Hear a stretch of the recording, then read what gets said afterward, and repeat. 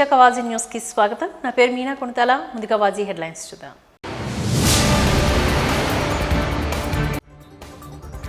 దేశ ప్రయోజనాల కోసం మాత్రమే కేంద్ర బడ్జెట్ రూపొందించబడింది. బడ్జెట్పై నగరంలో నిర్వహించిన మేధావుల సదస్సును కేంద్ర సహాయ మంత్రి భూపతిరాజు వెల్లడి.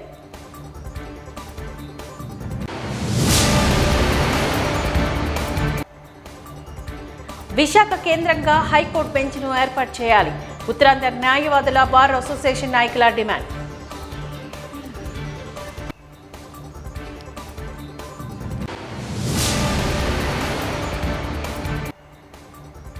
పటిష్ట భద్రతా ఏర్పాట్ల మధ్య ప్రశాంతంగా ముగిసిన గ్రూప్ 2 పరీక్షలు 84.65% నమోదైన హాజరు.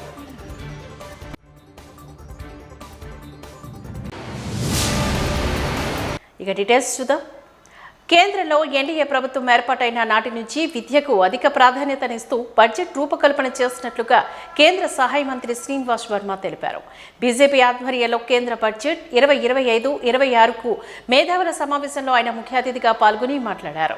ఈ సందర్భంగా కేంద్ర సహాయ మంత్రి భూపతిరాజు శ్రీనివాస్ వర్మ మాట్లాడుతూ వికసిత అర్పిత లక్ష్యంగా 2025-26 బడ్జెట్లో రూపొందించామని చెప్పారు. దేశ ఆర్థిక పురోగతికి సహకరించే విధంగా కేంద్ర బడ్జెట్ ఉందని చెప్పారు. వైసీపీ ప్రభుత్వం సహకరించకపోవడంతో రాష్ట్రంలోని జల్ జీవన్ మిషన్ పూర్తి కాలేదని తెలిపారు. కేంద్ర ప్రభుత్వం ఇచ్చిన నిధులను వైసీపీ ప్రభుత్వం వాడలేకపోయిందని తెలిపారు. సార్ పార్లమెంట్లో పెట్టినటువంటి బడ్జెట్ ఏదైతే ఉన్నదో అన్ని రకాలుగా సమతుల్యం పాటిస్తూ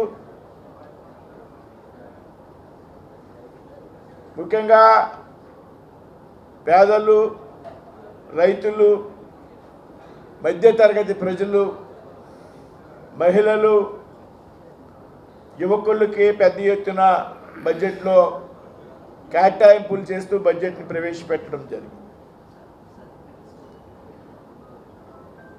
ఏదైతే భారత ప్రధానమంత్రి నరేంద్ర మోడీ గారు తరచూ ప్రస్తావించేటువంటి సబ్కా సాత్, సబ్కా విశ్వాస్,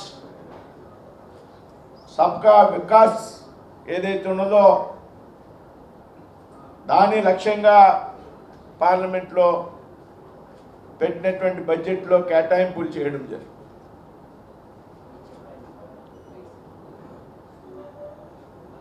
రెండు 2040 నాటికి వికసిత్ భారత్ లక్ష్యంగా భారత్ను అభివృద్ధి చెందినటువంటి దేశంగా తీర్చిదిద్దడానికి రూపకల్పన చేస్తూ ఈ బడ్జెట్ని ప్రవేశపెట్టారనేటువంటి విషయాన్ని మనందరూ కూడా దయచేసి గ్రహించాలి. బడ్జెట్ ముందే పెద్ద ఎత్తున అమరావతి రాష్ట్ర రాజధాని ఏదైందో దానికి దేశం నలుగురు నుండి కూడా రైలు మార్గాలు నిర్మించడానికి దాదాపు 2500 కోట్లు మంజూరు చేసినటువంటి విషయం గ్రహించాలి. అంతేకాదు మన విశాఖపట్నంలో రైల్వే డివిజన్ కార్యాలయానికి అనుమతినివ్వడమే కాక పని ప్రారంభించే దిశగా చర్యలు తీసుకుంటున్నారనేటువంటి విషయాన్ని ముఖ్యంగా పెద్ద ఎత్తున ఈ మధ్యకాలంలో రాష్ట్రంలో అభివృద్ధి విశాఖపట్నం చుట్టూ తిరిగే విధంగా కేంద్ర ప్రభుత్వం చర్యలు తీసుకుంటుంది అనేటువంటి విషయాన్ని కూడా మీరు అంతా కూడా గ్రహించాలి. గత నెల ప్రధానమంత్రి మోడీ గారు విశాఖపట్నం వచ్చి దాదాపు 2 లక్షల కోట్ల రూపాయలకి శంకుస్థాపనలు, ప్రారంభోత్సవాలు చేయడం జరిగింది అనేటువంటి విషయం మనందరికీ కూడా తెలుసు. రాబోయేటువంటి రోజుల్లో పెద్ద ఎత్తున ఆర్ఎస్ఎల్ మిట్టల్ యొక్క స్టీల్ ప్లాంట్కి కేంద్ర ప్రభుత్వం అనుమతులు మంజూరు చేస్తూ ఉన్నది అనేటువంటి విషయం తెలుసు. దానికి సంబంధించి ఫైల్స్ ఏవైతే ఉన్నాయో ఇప్పుడు స్టీల్ డిపార్ట్మెంట్లో కూడా ఉన్నాయి ఆల్రెడీ. అదేవిధంగా విశాఖపట్నం పరిసరాల్లో పెద్ద ఎత్తున అనేక ప్రాజెక్టులు మంజూరు చేస్తూ వాటి అమలుకు కేంద్ర ప్రభుత్వం శ్రీకారం చుడుతూ ఉంది అనేటువంటి విషయం కూడా మీరంతా కూడా గ్రహించాలి.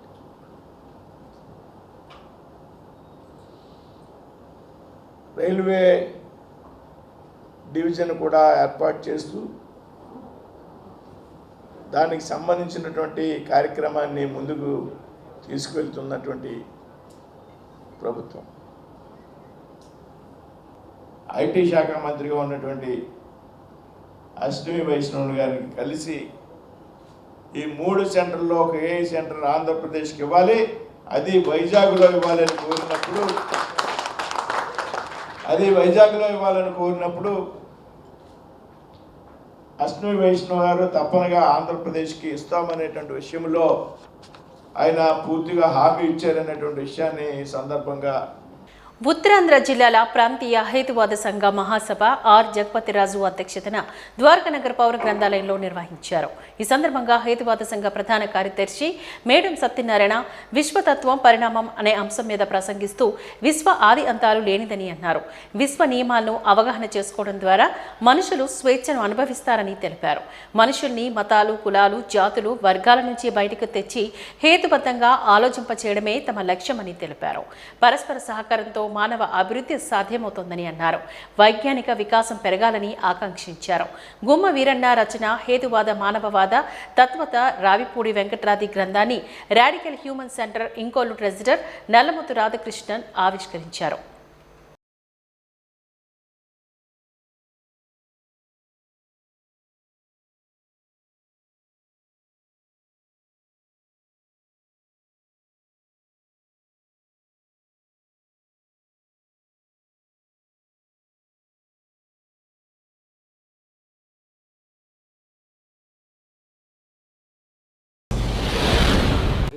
ప్రజలందరూ కూడా నిరాధారమైనటువంటి విశ్వాసాల నుంచి బయటపడి మతాలు, కులాలు, జాతులు, వర్గాల నుంచి బయటపడి స్వతంత్రంగా ఆలోచించి హేతుబద్ధంగా ఆలోచిస్తూ ఏది వాస్తవం, ఏది వాస్తవం కాదు, ఏది సత్యం, ఏది అసత్యం, ఏది నీతి, ఏది అవినీతి తెలుసుకొని వాళ్ళు స్వయంగా నిర్ణయాలు తీసుకొని తమను తాము పరిపాలించుకునే దిశగా శక్తియుక్తులు పొంది స్వేచ్ఛగా నైతికంగా ప్రవర్తిస్తూ మానవవాద జీవన విధానానికి మరలాలని చెబుతున్నాం. ప్రజలందరూ కనుక హేతుబద్ధంగా ఆలోచించి మానవత్వంతో జీవించగలిగినట్టయితే ఈనాడున్నటువంటి రాజకీయ సంక్షోభాలు కానివ్వండి, ఆర్థిక సంక్షోభాలు కానివ్వండి, సామాజిక సంక్షోభాలు కానివ్వండి, సాంస్కృతిక సంక్షోభాలు కానీ ఉండే అవకాశం లేదు. ఈనాడున్న సంక్షోభాలన్నీ కూడా మనుషులు సక్రమంగా ఆలోచించకపోవటం వల్ల, హేతుబద్ధంగా ఆలోచించకపోవటం వల్ల, సంకుచిత విశ్వాసాల్లో కూరుకుపోవటం వల్ల, ఈ సంకుచిత విశ్వాసాల ప్రభావంతో వాళ్ళు ఆలోచన ఆగిపోవటం వల్ల మరి విద్వేషాలు, మతం, ఒక మతం మీద మరొక మతం, ఒక కులం మీద ఇంకొక కులం, ఒక జాతి మీద ఇంకొక జాతి, ఒక వర్గం మీద ఇంకొక వర్గం ఘర్షణలు పడతా ఉన్నారు. మనుషులందరూ కనుక హేతుబద్ధంగా ఆలోచిస్తే, పరస్పర సహకారంతో నడుచుకుంటే జీవితంలో ఈ ఘర్షణలన్నీ పోయే అవకాశం ఉంటుంది. అందువల్ల ఈ హేతువాద మానవవాద ఉద్యమం లక్ష్యం ఏంటంటే స్వేచ్ఛా సమాజ నిర్మాణం. స్వేచ్ఛగా నైతికంగా జీవించే మనుషులను తయారు చేస్తే వాళ్ళు స్వేచ్ఛా సమాజాన్ని నిర్మించుకుంటారు. అందువల్ల మనుషుల్లో ఒక వైజ్ఞానిక వికాసాన్ని తీసుకురావడం కోసం మేము సాహిత్యం ద్వారా, అధ్యయన తరగతుల ద్వారా, మహాసభల ద్వారా ఈ ప్రజలందరికీ మనం ఎడ్యుకేట్ చేస్తున్నాము. ఎడ్యుకేట్ ది ఎడ్యుకేటెడ్ అనేది మా స్లోగన్ ప్రత్యేకంగా. ఎందుకంటే ఈనాడు చదువుకున్న వాళ్ళు చాలామందికి పోస్ట్ గ్రాడ్యుయేట్లు, డాక్టరేట్లు ఉన్నప్పటికీ వాళ్ళు హేతుబద్ధంగా ఆలోచించలేక మతాల్లో, కులాల్లో కూరుకుపోయి ఉన్నారు. అందువల్ల చదువుకున్న వాళ్ళకు కూడా మనం హేతుబద్ధంగా ఆలోచించే అవకాశాన్ని ఇవ్వడానికి, సహకరించడానికి మా ఉద్యమం కృషి చేస్తూ ఉంది. మా ఉద్యమం లక్ష్యం మనుషుల్ని గట్టిపరిచి, దిట్టపరిచి, ఈ సహేతుకంగా ఆలోచింపజేసి మనుషుల్లాగా ప్రవర్తింపజేయటం, మతాల నుంచి, కులాల నుంచి, జాతుల నుంచి కాకుండా ఈ ఆధునిక విజ్ఞానం ఆధారంగా నిత్య జీవితాన్ని మెరుగుపరుచుకోవాలనేది మా లక్ష్యం.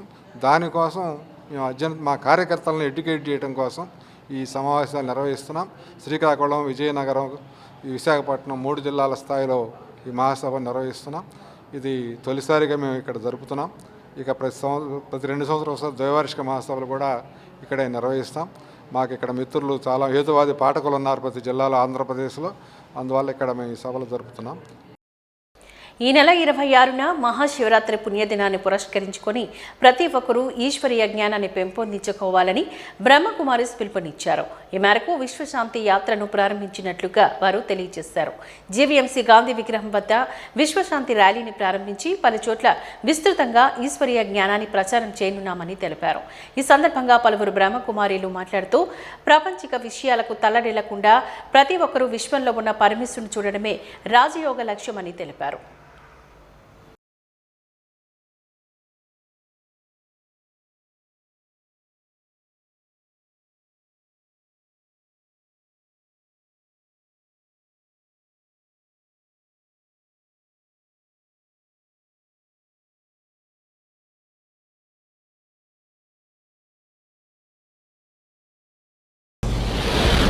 ఆ శివరాత్రి పరమాత్ముడి యొక్క దివ్య అవతరణ యొక్క జ్ఞాపకార్థంగా మనమందరం కూడా మంచి త్రికరణ శుద్ధితో మన జీవితాన్ని శుద్ధీకరణ చేసుకుంటాము.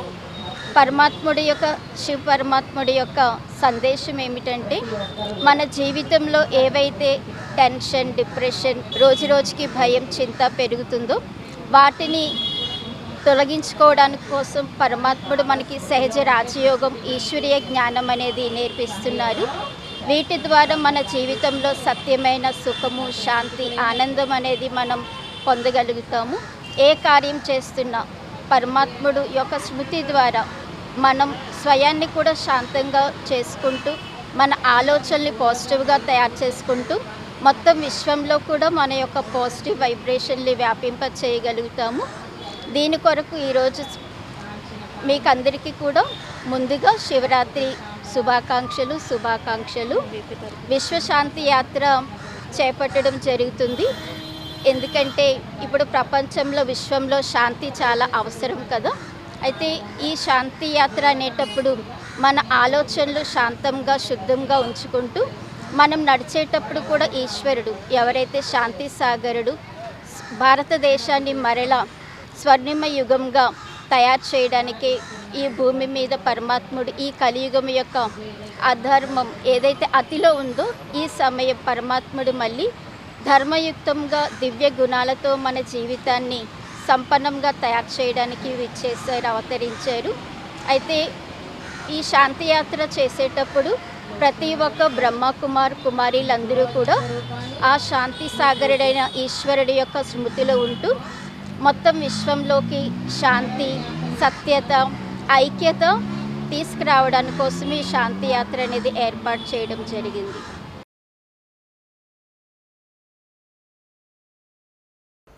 విశాఖపట్నంలో హైకోర్టు బెంచ్ కోసం దశల వారీగా ఆందోళనలు, 6 జిల్లా ప్రాంతీయ సదస్సు తీర్మానం.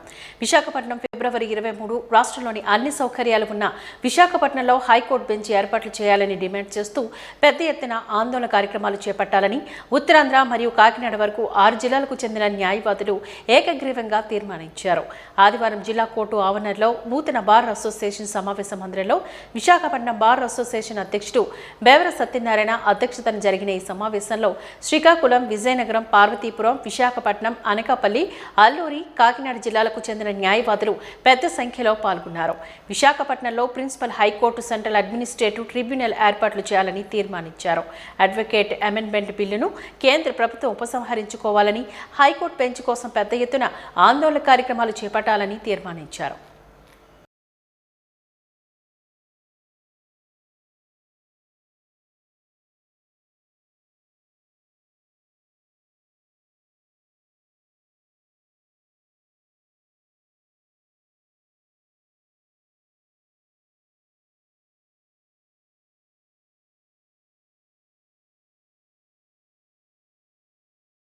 అడుగుతారు.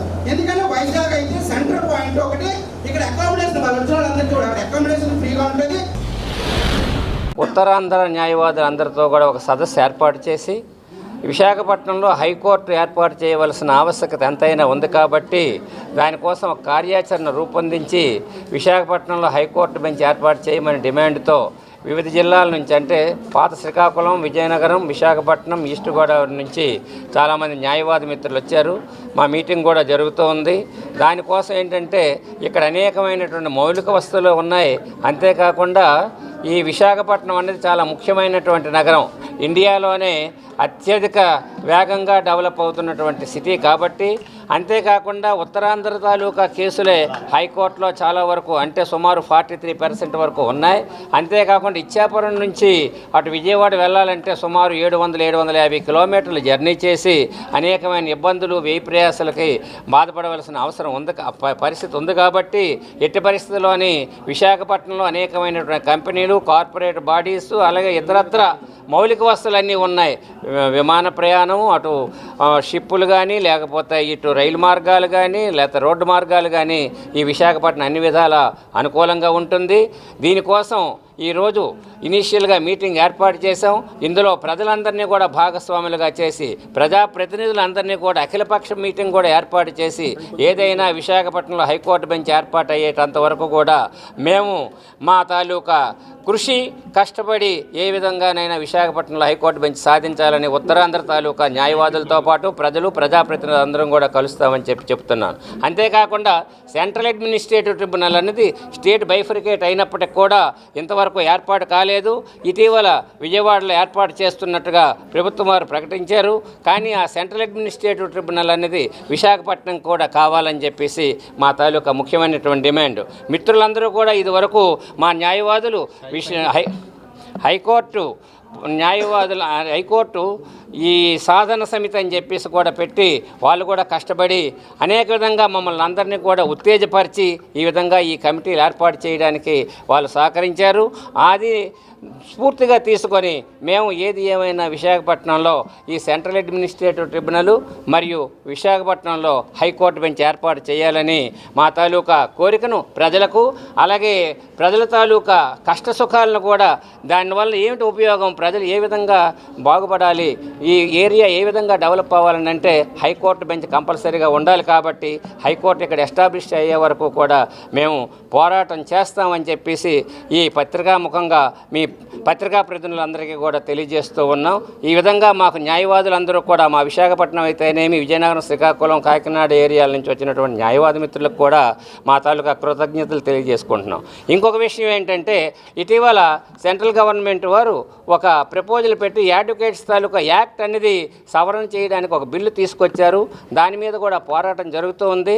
ఉత్తరాంధ్ర న్యాయవాదులందరూ కూడా దాని మీద ముక్త కంఠంతో ఆ బిల్లు అనేది వెనక్కి తీసుకోవాలని చెప్పేసి మేము యాజిటేట్ చేస్తున్నాం. దాన్ని కూడా ఖండిస్తూ ఉన్నాం. ఉత్తరాంధ్ర న్యాయవాదులందరూ కూడా దాన్ని ఖండిస్తున్నాం. బీజేపీ నాయకులు 20 సూత్రాల కార్యక్రమాల అమలు, చైర్మన్లుగా దినకర్ 15 జిల్లాల పర్యటనలో భాగంగా విశాఖలో పార్టీ కార్యాలయంలో విలేకరుల సమావేశంలో పాల్గొని మాట్లాడారు. ఈ సందర్భంగా ఆయన మాట్లాడుతూ వైకా పాలన, ఉపాధి హామీ నిధులు పాస్పరస్యంగా వినియోగం అన్యాయమని తెలిపారు. 15 జిల్లాల అధికారులతో సమీక్ష నిర్వహించిన అనంతరం విధ్వంస పాలన నుంచి బయటపడే ప్రయత్నం జరుగుతోందని తెలిపారు. 2019-24 మధ్య మెటీరియల్ కాంపోనెంట్ సెంట్రల్ ఫ్యాక్యూర్మెంట్ ద్వారా జారీ చేయడంలో భారీ అవినీతి జరిగిందని, ఈ అంశంపై పూర్తిస్థాయి విచారణ చేపట్టాల్సి ఉందని అన్నారు. గత 5 సంవత్సరాలుగా కేంద్ర ప్రయోజిత పథకాల అమలుపై ఏప్రిల్ 2025 నాటికి అన్ని జిల్లాల సమీకృతులు పూర్తి చేస్తామని హామీనిచ్చారు. గత 3 నెలలుగా రాష్ట్ర వ్యాప్తంగా వివిధ జిల్లాలకు కేంద్ర ప్రాయోజిత పథకాలు, ప్రాజెక్టులు అమలు తీరు ఏ విధంగా ఉంది, ఏ విధంగా మెరుగుపరుచుకునే సత్ఫలితాలు అందే విధంగా అమలుపరచాలి అనేటటువంటి ధ్యేయంతో ప్రధానమంత్రి నరేంద్ర మోడీ గారి సంకల్పం వికసిత భారత్, ఆంధ్రప్రదేశ్ ముఖ్యమంత్రి చంద్రబాబు నాయుడు గారి సంకల్పం స్వర్ణాంధ్ర సాధన, ఆ దిశగా గత 5 ఏళ్లలో జరిగినటువంటి అస్తవ్యస్త పాలన ఆనవాళ్లకి సంబంధించినటువంటి అంశాలని చెరిపేసి వికసిత భారత్లో స్వర్ణాంధ్రని భాగస్వామ్యం చేయాలంటే కేంద్ర ప్రాయోజిత పథకాలు కానీ, ప్రాజెక్టులు కానీ గతంలో మ్యాచింగ్ లేక విడుదల చేసినటువంటి నిధుల్ని డైవర్ట్ చేసేటటువంటి పరిస్థితుల నుంచి నిలుపుదల చేసి సత్ఫలితాలు అందించేటటువంటి విధంగా కార్యాచరణ ఉండాలనే ఉద్దేశంతో సమీక్షలు నిర్వహించడం జరిగింది. ఇప్పటి వరకు 15 జిల్లాలకు వెళ్ళడం జరిగింది. నిన్ననే నెల్లూరు జిల్లాకి వెళ్ళడం జరిగింది. విశాఖపట్నంలో కూడా మీ అందరికీ తెలుసు, 3వ పర్యటన అది విశాఖపట్నం. ఇప్పుడు 15 జిల్లాలు పూర్తయినాయి. నిన్న నెల్లూరుతోటి 15 జిల్లాల్లో కూడా అధికారులు చాలా చక్కగా సమాచారాన్ని ఇవ్వటము, ఏదైతే ప్రధానమంత్రి నరేంద్ర మోడీ గారి సంకల్పం వికసిత భారత్, ఆంధ్రప్రదేశ్ ముఖ్యమంత్రి గారి ధ్యేయం స్వర్ణాంధ్ర సాధనకు అనుగుణంగా పనిచేయడానికి వారు సమాయత్తం అవుతూ ఉన్నారు. ఇప్పుడిప్పుడే గత ప్రభుత్వ ఆనవాళ్లని చెరిపివేసుకుని అడుగులు ముందుకు వేసేటటువంటి ప్రయత్నం స్పష్టంగా అధికారుల్లో కనబడుతూ ఉంది. ముఖ్యంగా 2019-24 మధ్య ఉపాధి హామీ నిధుల గురించి ప్రత్యేకంగా నేను ప్రస్తావించదలిచాను. ఆ నిధులను వినియోగించుకోవడంలో జగన్మోహన్ రెడ్డి గారి పాలనలో రాష్ట్రంలో ఆనాటి ప్రభుత్వం పూర్తిగా విఫలం అయ్యింది. వినియోగించిన నిధుల్లో కూడా చాలా తీవ్రమైనటువంటి నిధుల దుర్వినియోగం కూడా జరిగింది. ఇప్పటి వరకు క్షేత్రస్థాయిలో 15 జిల్లాలు పర్యటించిన తర్వాత వచ్చిన అనుభవం ప్రకారం చెప్తా ఉన్నాను. ముఖ్యంగా 2019-24 మధ్య మెటీరియల్ కంపోనెంట్, ఉపాధి హామీ పథకంలో మీకు తెలుసు లేబర్ కంపోనెంట్, మెటీరియల్ కంపోనెంట్ ఉంటుంది. మెటీరియల్ కంపోనెంట్ అందులో కూడా ముఖ్యంగా చాలా స్పష్టంగా సిమెంట్కి సంబంధించి సెంట్రల్ ప్రొక్యూర్మెంట్ విధానం ద్వారా గత ప్రభుత్వంలో ఈ మెటీరియల్ని ప్రొక్యూర్ చేసేవాళ్ళు. దానిలో చాలా భారీ అవినీతి దాగి ఉంది. అన్ని జిల్లాలకు వెళ్ళి 26 జిల్లాలు సమీక్ష పూర్తి అయిన అనంతరం ఈ అంశం పైన పూర్తి స్థాయి నివేదికని ఇవ్వడం జరుగుతుంది. తప్పనిసరిగా విచారణ కూడా తథ్యం. ఉత్తరాంధ్ర సమన్వయకర్తగా తనను నియమించినందుకు గాను మాజీ ముఖ్యమంత్రి వైఎస్ జగన్ కు ఉత్తర ఆంధ్ర రీజనల్ కోఆర్డినేటర్ కురసాల కన్నబాబు ధన్యవాదాలు తెలిపారు. ఈ మేరకు మద్దిలపాలెం పార్టీ కార్యాలయంలో నిర్వహించిన విలేకరుల సమావేశంలో ఆయన మాట్లాడారు. ప్రస్తుతం కూటమి ప్రభుత్వం చంద్రనస్తగా చంద్రన్నదగా అనే పథకాలను అమలు చేస్తున్నారని విమర్శించారు. కూటమి ప్రభుత్వం ప్రజల్లో విశ్వాసాన్ని కోల్పోయిందని అన్నారు. అన్ని వర్గాల ప్రజలు చంద్రబాబు మోసం చేశారని ఆరోపించారు. ఉత్తరాంధ్ర ఉద్యమాల పొలిగట్టు కడ్డా అని ఉత్తరాంధ్ర అభివృద్ధి కోసం విశాఖలో పరిపాలన రాజధానిగా చేయాలి అంటూ జగన్మోహన్ రెడ్డి అనుకున్నట్లుగా తెలిపారు.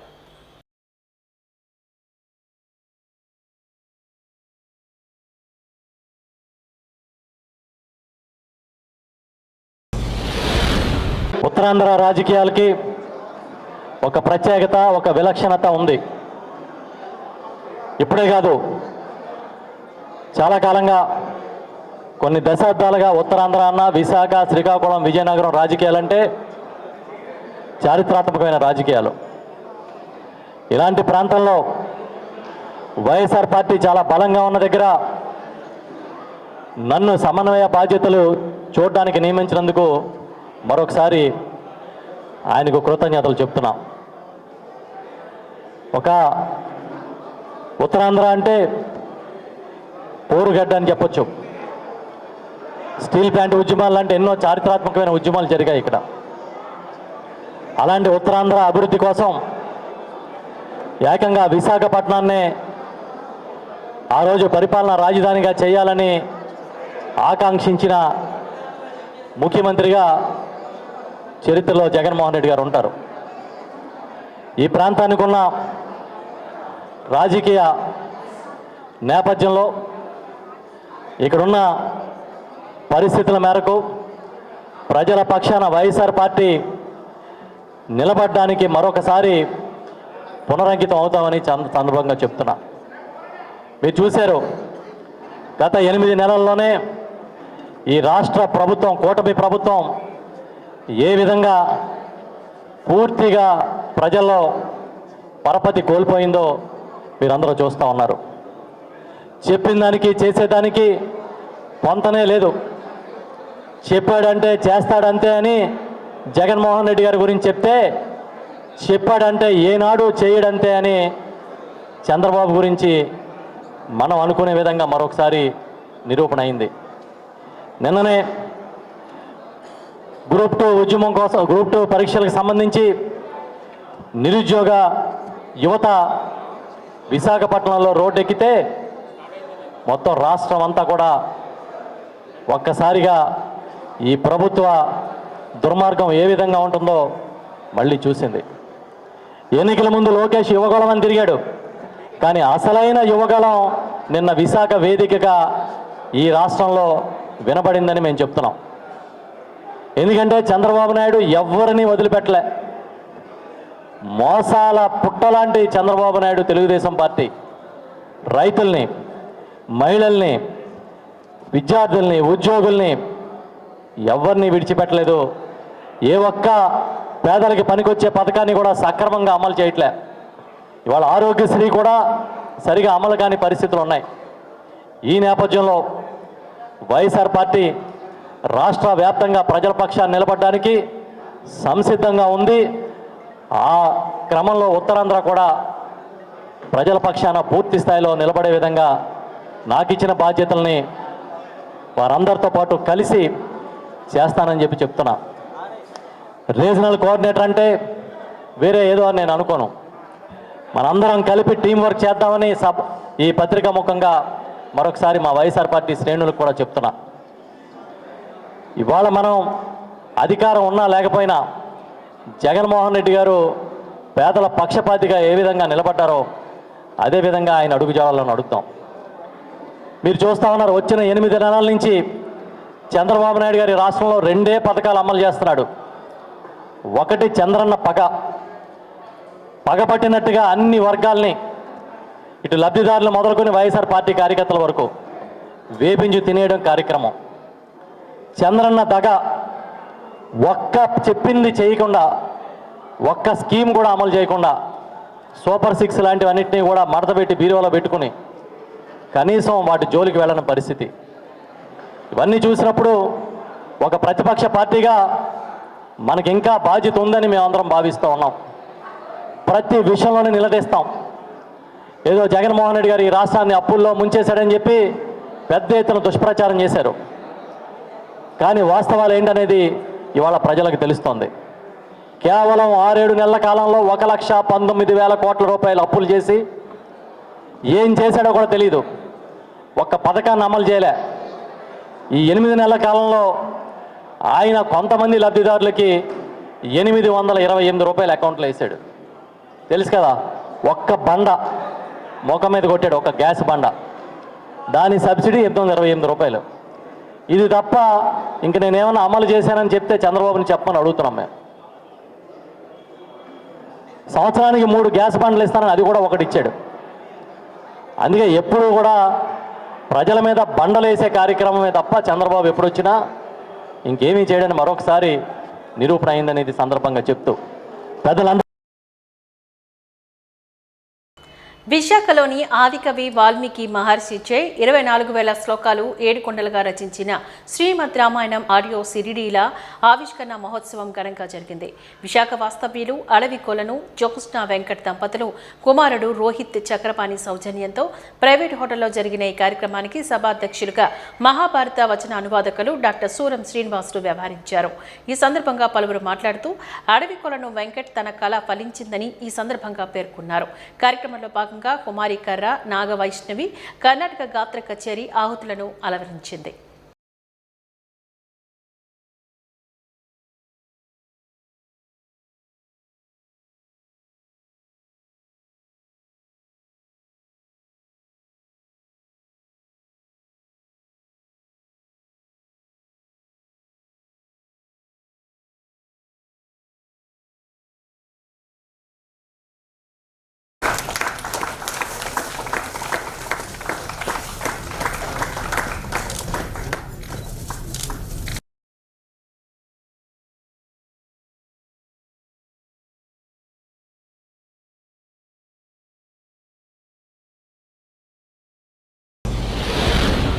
అయితే మా శ్రీమతి గిరిజాకుమారి నన్ను ఎల్లప్పుడూ ప్రోత్సహించేటువంటిది.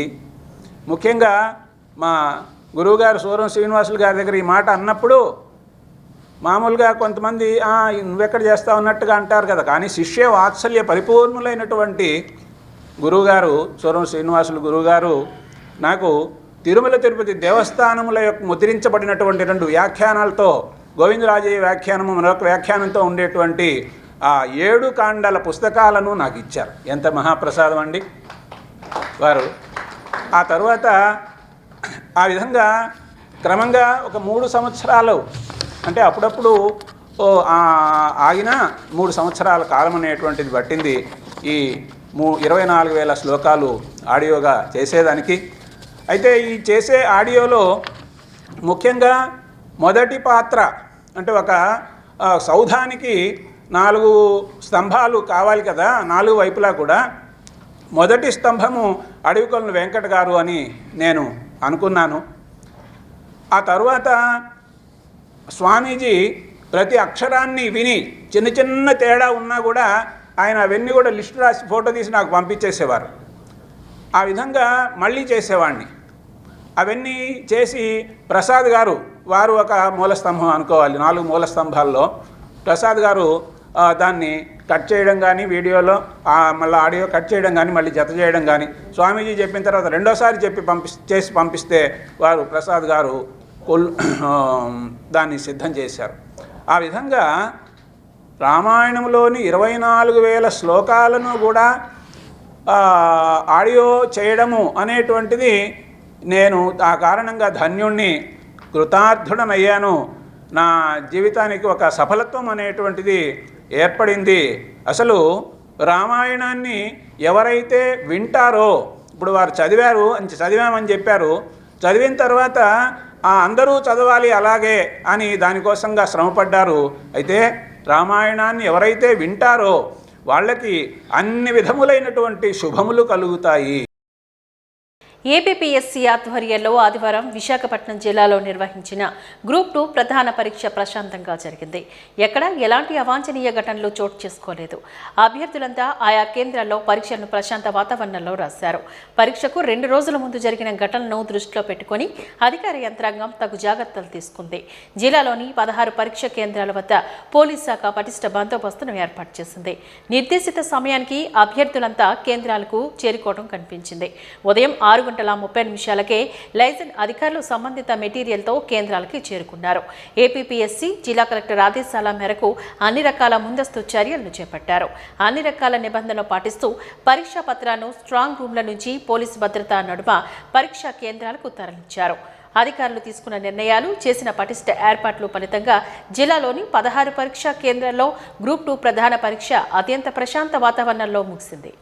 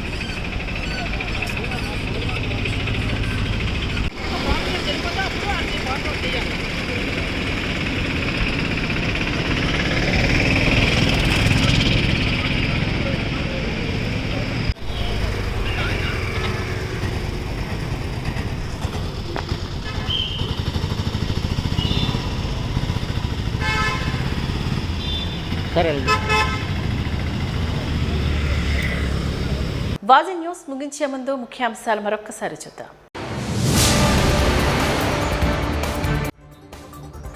దేశ ప్రయోజనాల కోసం మాత్రమే కేంద్ర బడ్జెట్ రూపొందించబడింది.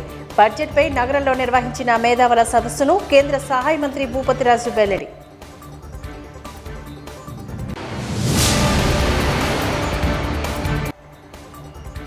విశాఖ కేంద్రంగా హైకోర్టు బెంచ్ను ఏర్పాటు చేయాలి. ఉత్తరాంధ్ర న్యాయవాదుల బార్ అసోసియేషన్ నాయకుల డిమాండ్.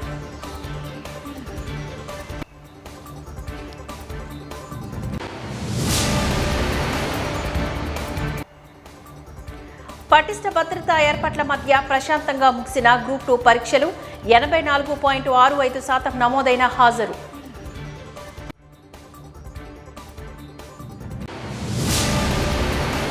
వాజీ న్యూస్ ఇంతటితో సమాప్తం. నమస్కారం.